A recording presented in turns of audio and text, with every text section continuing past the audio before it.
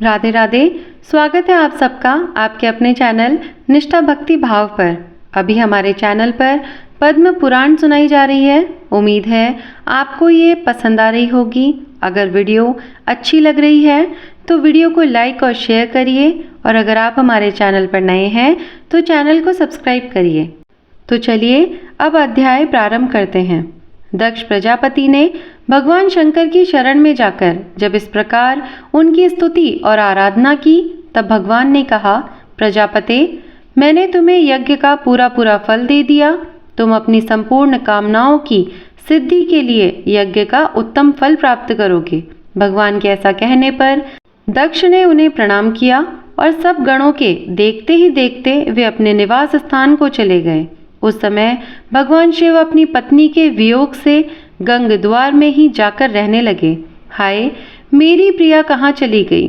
इस प्रकार कहते हुए वे सदा सती के चिंतन में लगे रहते थे। तदंतर एक दिन देवर्षि नारद महादेव जी के समीप आए और इस प्रकार बोले, देवेश्वर, आपकी पत्नी सती देवी, जो आपको प्राणों के समान प्रिय थी, देह त्याग के पश्चात इस समय हिमवान की कन्या होकर प्रकट हुई है। मैना के गर्भ से उनका आविर्भाव हुआ है। वे लोक के तात्विक अर्थ को जानने वाली थी। उन्होंने इस समय दूसरा शरीर धारण किया है। नारद जी की बात सुनकर महादेव जी ने ध्यानस्थ हो देखा कि सती अवतार ले चुकी है। इससे उन्होंने अपने को कृतकृत्य माना और स्वस्थ चित्त होकर रहने लगे। फिर जब पार्वती देवी यौवनावस्था को प्राप्त हुई, तब शिव जी ने पुनः उनके साथ विवाह किया। भीष्म, पूर्व काल में जिस प्रकार दक्ष का यज्ञ नष्ट हुआ था, उसका इस रूप में मैंने तुमसे वर्णन किया है। भीष्म जी ने कहा, गुरुदेव, देवताओं, दानवों, गंधर्वों, नागों और राक्षसों की उत्पत्ति का आप विस्तार के साथ वर्णन कीजिए। पुलस्त जी बोले, कुरुनंदन, कहते हैं पहले के प्रजावर्ग की सृष्टि संकल्प से, दर्शन से तथा स्पर्श करने से होती थी, किंतु प्रचेताओं के पुत्र दक्ष प्रजापति के बाद मैथुन से प्रजा की उत्पत्ति होने लगी। दक्ष ने आदि में जिस प्रकार प्रजा की सृष्टि की, उसका वर्णन सुनो। जब वे देवता, ऋषि और नागों की सृष्टि करने लगे, किंतु प्रजा की वृद्धि नहीं हुई, तब उन्होंने मैथुन के द्वारा अपनी पत्नी वरिणी के गर्भ से 60 कन्याओं को जन्म दिया। उनमें से उन्होंने 10 धर्म को, 13 कश्यप को, 27 चंद्रमा को, 4 अरिष्टनेमी को, 2 भृगु पुत्रों को, 2 बुद्धिमान कृशाश्वकों को तथा 2 महर्षि अंगिरा को ब्याह दी। वे सब देवताओं की जननी हुई। उनके वंश विस्तार का आरंभ से ही वर्णन करता हूँ, सुनो। अरुंधति, वसु, जामी, लंबा, भानु, मरुवती, संकल्पा, मुहूर्ता, साध्या और विश्वा, ये 10 धर्म की पत्नियां बताई गई है। इनके पुत्रों के नाम सुनो। विश्वा के गर्भ से विश्वदेव हुए। साध्या ने साध्य नामक देवताओं को जन्म दिया। मरुत्वती से मरुत्वान नामक देवताओं की उत्पत्ति हुई। वसु के पुत्र 8 वसु कहलाए। भानु से भानु और मुहूर्ता से मुहूर्त भीमानी देवता उत्पन्न हुए। लंबा से घोष, जामी से नागविथि नाम की कन्या तथा अरुंधति के गर्भ से पृथ्वी पर होने वाले समस्त प्राणी उत्पन्न हुए। संकल्पा से संकल्पों का जन्म हुआ। अब वसु की सृष्टि का वर्णन सुनो। जो देवगण अत्यंत प्रकाशमान और संपूर्ण दिशाओं में व्यापक हैं, वे वसु कहलाते हैं। उनके नाम सुनो। आप, ध्रुव, सोम, धर, अनिल, अनल, प्रत्यूष और प्रभास, ये 8 वसु हैं। आपके 4 पुत्र हैं, शांत, वैतंड, सांब और मुनि प्रभु। ये सब यज्ञ रक्षा के अधिकारी हैं। ध्रुव के पुत्र काल और सोम के पुत्र वर्चा हुए। धर के 2 पुत्र हुए, द्रविण और हव्यवाह। अनिल के पुत्र प्राण, रमण और शिशिर थे। अनल के कई पुत्र हुए, जो प्राय अग्नि के समान गुण वाले थे। अग्निपुत्र कुमार का जन्म सरकंडों में हुआ। उनके शाख, उपशाख और नैगमय, ये 3 पुत्र हुए। कृतिकाओं की संतान होने के कारण कुमार को कार्तिकेय भी कहते हैं। प्रत्युष के पुत्र देवल नाम के मुनि हुए। प्रभास से प्रजापति विश्वकर्मा का जन्म हुआ, जो शिल्पकला के ज्ञाता हैं। वे महल, घर, उद्यान, प्रतिमा, आभूषण, तालाब, उपवन और कूप आदि का निर्माण करने वाले हैं। देवताओं के कारीगर वे ही हैं। अजैकपाद, अहिर्बुधन्य, विरूपाक्ष, रैवत, हर, बहुरूप, त्र्यंबक, सावित्र, जयंत, पिनाकी और अपराजित, ये 11 रुद्र कहे गए हैं। ये गणों के स्वामी हैं। इनके मानस संकल्प से उत्पन्न 84 करोड़ पुत्र हैं, जो रुद्र गण कहलाते हैं। वे श्रेष्ठ त्रिशूल धारण किए रहते हैं। उन सबको अविनाशी माना गया है। जो गणेश्वर संपूर्ण दिशाओं में रहकर सबकी रक्षा करते हैं, वे सब सुरभि के गर्भ से उत्पन्न उन्हीं के पुत्र पौत्रादि हैं। अब मैं कश्यप जी की स्त्रियों से उत्पन्न पुत्र पौत्रों का वर्णन करूंगा। अदिति, दीति, दनु, अरिष्ठा, सुरसा, सुरभि, विंता, ताम्रा, क्रोधवशा, इरा, कुद्रु, खसा और मुनि, ये कश्यप जी की पत्नियों के नाम हैं। इनके पुत्रों का वर्णन सुनो। चाक्षुष मनवंतर में जो तुषित नाम से प्रसिद्ध देवता हैं, वे ही वैवस्वत मनवंतर में 12 आदित्य हुए। उनके नाम हैं इंद्र, धाता, भग, त्वष्टा, मित्र, वरुण, अर्यमा, विश्वान, सविता, पूषा, अंशुमान और विष्णु। ये सहस्त्रों किरणों से सुशोभित 12 आदित्य माने गए हैं। इन श्रेष्ठ पुत्रों को देवी अदिति ने मरीचि नंदन कश्यप के अंश से उत्पन्न किया था। कृशाश्व नामक ऋषि से जो पुत्र हुए, उन्हें देव प्रहण कहते हैं। ये देवगण प्रत्येक मनवंतर और प्रत्येक कल्प में उत्पन्न एवं विलीन होते रहते हैं।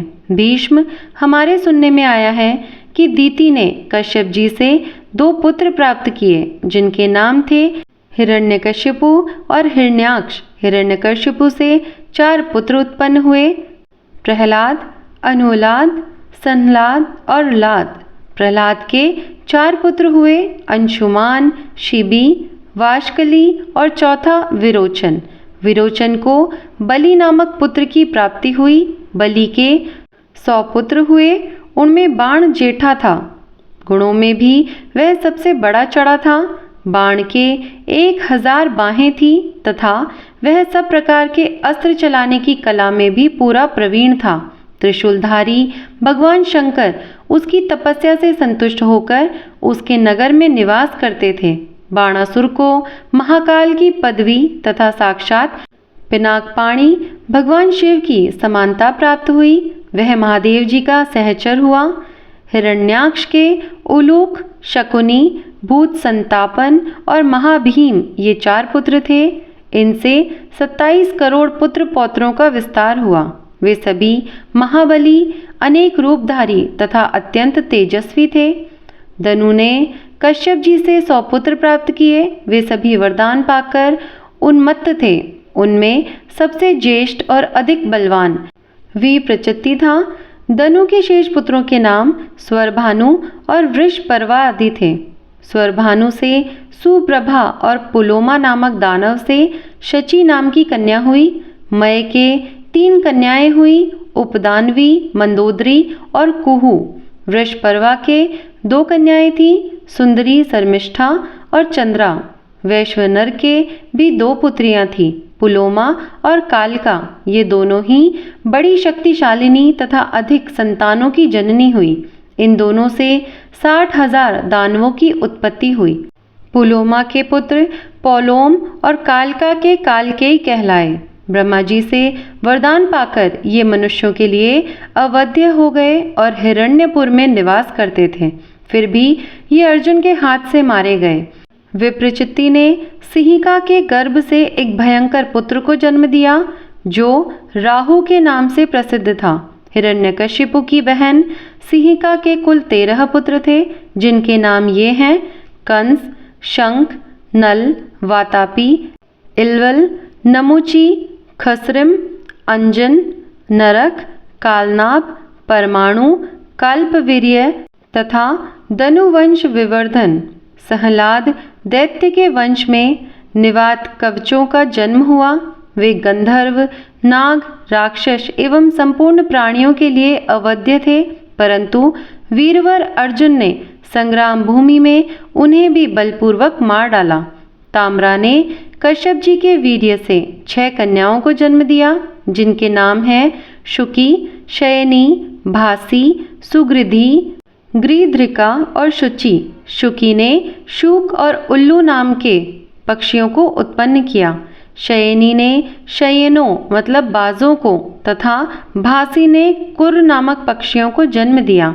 गृध्रि से गृध्र और सुगृधि से कबूतर उत्पन्न हुए तथा शुचि ने हंस, सारस, कारंड एवं पल्व नाम के पक्षियों को जन्म दिया। यह ताम्रा के वंश का वर्णन हुआ। अब विनीता की संतानों का वर्णन सुनो। पक्षियों में श्रेष्ठ गरुड़ और अरुण विनीता के पुत्र हैं तथा उनके एक सौदामनी नाम की कन्या भी है, जो यह आकाश में चमकती दिखाई देती है। अरुण के 2 पुत्र हुए, संपाति और जटायु। संपाति के पुत्रों का नाम बभ्रू और शीघ्रक है। इसमें शीघ्रक विख्यात है। जटायु के भी 2 पुत्र हैं, कर्णिकार और शतगामी। वे दोनों ही प्रसिद्ध थे। इन पक्षियों के असंख्य पुत्र पौत्र हैं। सुरसा के गर्भ से 1000 सर्पों की उत्पत्ति हुई तथा उत्तम व्रत का पालन करने वाली कद्रू ने 1000 मस्तक वाले 1 सहस्त्र नागों को पुत्र के रूप में प्राप्त किया। उनमें 26 नाग प्रधान एवं विख्यात है।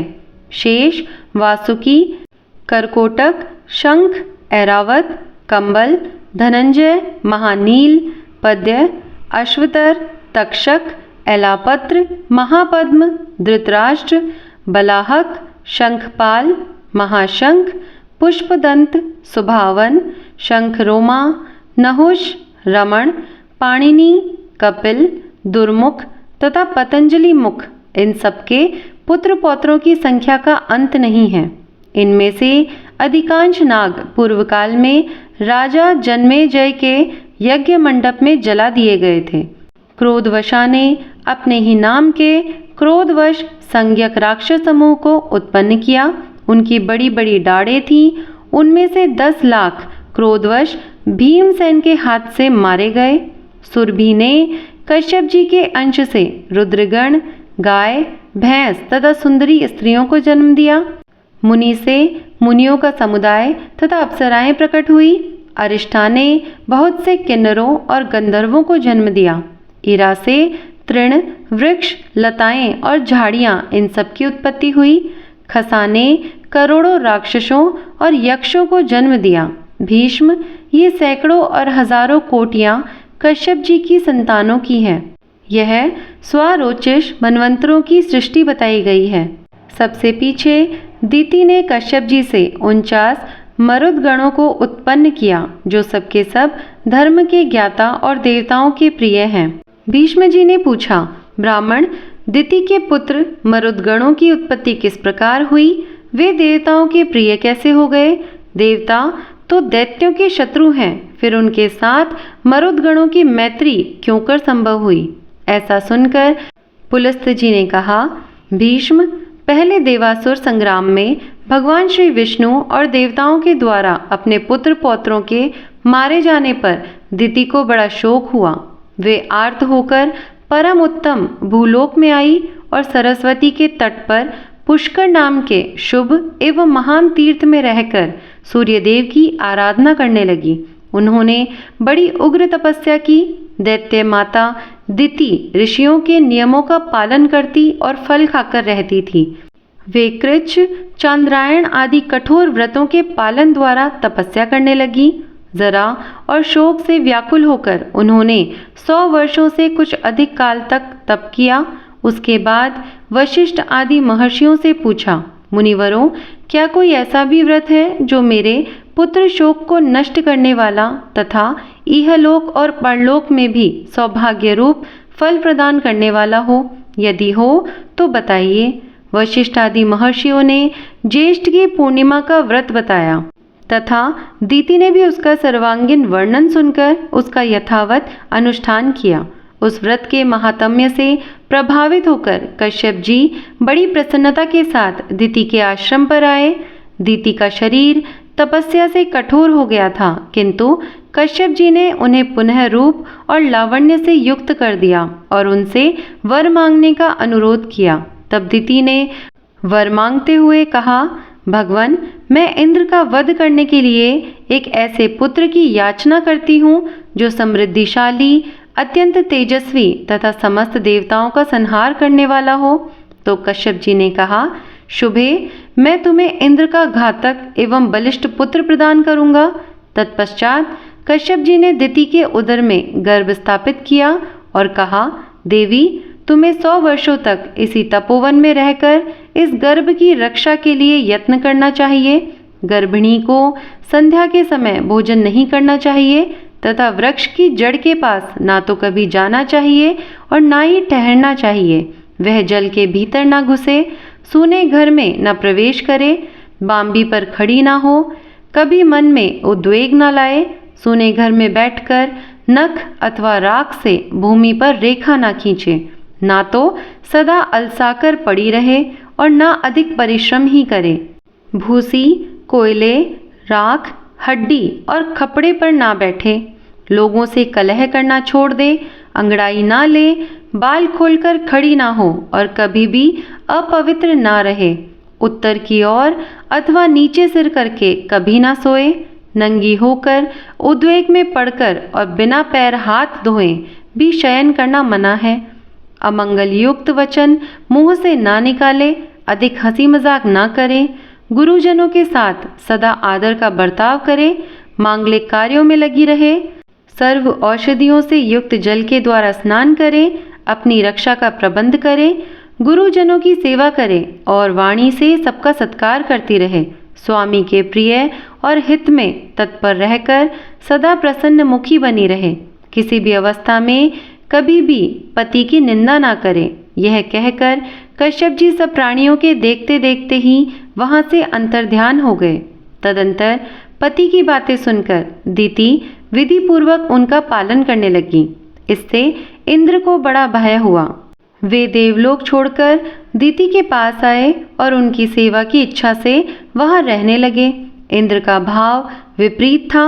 बाहर से तो उनका मुख प्रसन्न था, किंतु भीतर से वे भय के मारे विकल थे। वे ऊपर से ऐसा भाव जताते थे मानो दिति के कार्य और अभिप्रायों को जानते ही ना हो, परंतु वास्तव में अपना काम बनाना चाहते थे। तदंतर जब 100 वर्षों की समाप्ति में 3 ही दिन बाकी रह गए थे, तब दिति को बड़ी प्रसन्नता हुई। वे अपने को कृतार्थ मानने लगी तथा उनका हृदय विस्मय विमुग्ध रहने लगा। उस दिन वे पैर धोना भूल गई और बाल खोले हुए ही सो गई। इतना ही नहीं, निद्रा के भार से दबी होने के कारण दिन में उनका सिर कभी नीचे की ओर हो गया। यह अवसर पाकर शचीपति इंद्र दिति के गर्भ में प्रवेश कर गए और अपने वज्र के द्वारा उन्होंने उस गर्भस्थ बालक के 7 टुकड़े कर डाले। तब वे 7 टुकड़े सूर्य के समान तेजस्वी 7 कुमारों के रूप में परिणत हो गए और रोने लगे। उस समय दानव शत्रु इंद्र ने उन्हें रोने से मना किया तथा पुनः उनमें से एक एक के 7-7 टुकड़े कर दिए। इस प्रकार 49 कुमारों के रूप में होकर वे जोर जोर से रोने लगे। तब इंद्र ने माँ रुद्वम मत रो ऐसा कहकर उन्हें बारंबार रोने से रोका और मन ही मन सोचा कि ये बालक धर्म और ब्रह्मा जी के प्रभाव से पुनः जीवित हो गए हैं। इस पुण्य के योग से ही इन्हें जीवन मिला है। ऐसा जानकर वे इस निश्चय पर पहुँचे कि यह पौर्णमासी व्रत का फल है। निश्चय ही इस व्रत का अथवा ब्रह्मा जी की पूजा का यह परिणाम है कि वज्र से मारे जाने पर भी इनका विनाश नहीं हुआ। ये एक से अनेक हो गए, फिर भी उदर की रक्षा हो रही है। इसमें संदेह नहीं है कि ये अवध्य है, इसलिए ये देवता हो जाए। जब ये रो रहे थे उस समय मैंने इस गर्भ के बालकों को माँ रुदह ऐसा कहकर चुप कराया था, इसलिए ये मरुत नाम से प्रसिद्ध होकर कल्याण के भागी बने। ऐसा विचार कर इंद्र ने दिति से कहा, माँ, मेरा अपराध क्षमा करो। मैंने अर्थशास्त्र का सहारा लेकर यह दुष्कर्म किया है। इस प्रकार बारंबार कहकर उन्होंने दिति को प्रसन्न किया और मरुदगणों को देवताओं के समान बना दिया। तत्पश्चात देवराज ने पुत्रों सहित दिति को विमान पर बिठाया और उनको साथ लेकर वे स्वर्ग को चले गए। मरुदगण यज्ञ भाग के अधिकारी हुए। उन्होंने असुरों से मेल नहीं किया, इसलिए वे देवताओं के प्रिय हुए। तो यह था आज का अध्याय। उम्मीद करती हूँ आज का यह वीडियो आप सबको पसंद आया होगा।